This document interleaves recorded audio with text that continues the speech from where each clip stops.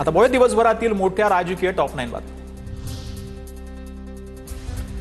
धाराशिवमध्ये पुरामुळे लाखो हेक्टरवरती नुकसान, मात्र जिल्हाधिकारी कीर्ती पुजार नवरात्रोत्सवाच्या कार्यक्रमात नाच गाण्यात व्यस्त, व्हिडिओ व्हायरल।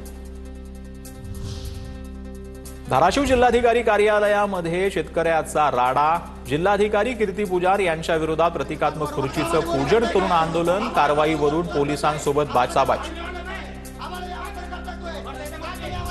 धाराशिवमध्ये पूरस्थिती असताना जिल्हाधिकाऱ्यांचा डान्स न वाद, कलाकाराच्या आग्रहामुळे व्यासपीठावर गेलो, कुणाच्या भावना दुखावल्या असतील तर मी दिलगीर व्यक्त करतो, जिल्हाधिकारी कीर्ती किरण पुजार यांच्याकडून दिलगिरीचं परिपत्रक जारी। धाराशिवमध्ये विदारक परिस्थिती, सर्वांनी याचं भान ठेवावं, इथून पुढील सर्व सांस्कृतिक महोत्सव रद्द करा, ती रक्कम पूरग्रस्तांना द्या, ओमराजे निंबाळकरांची प्रतिक्रिया।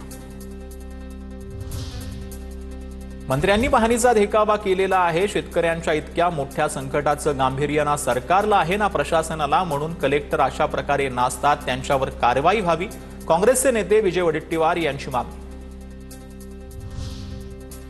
राहुल गांधी मराठवाडा दौरा करण्याची शक्यता, महाराष्ट्रात काँग्रेस प्रदेश कार्यालयाकडून राहुल गांधींनी पूरस्थितीची माहिती घेतली।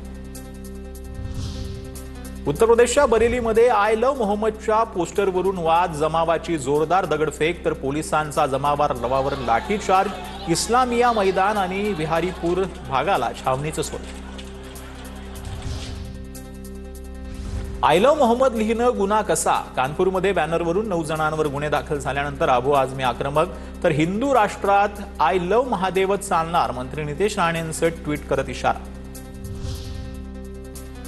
मुंब्र्यात एकाच बॅनरवरती आय लव्ह मोहम्मद आणि आय लव्ह महादेव असा उल्लेख, तरुणांनी मुंब्रा रेल्वे स्टेशन समोरील जामा मशीद परिसरात शांततेत निदर्शनं केली, नमाज अदा केल्यानंतर तरुण रस्त्यावर एकवटले।